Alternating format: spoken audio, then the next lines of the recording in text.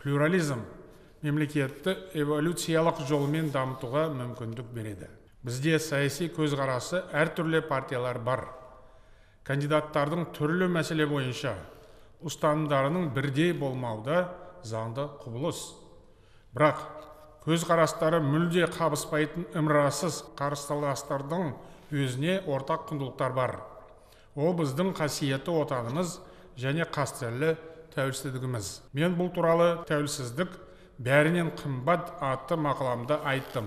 Өйткені тәуелсіздік үшін күрес күнделікті еңбекпен және елдік саясатпен тығыз байланысып жатыр. Болашақтың алдында бәріміз бірдей жауап береміз.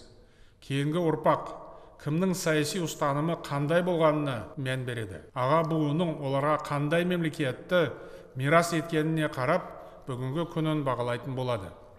Сондықтан біз ортақ мақсат жолында бірігуіміз керек.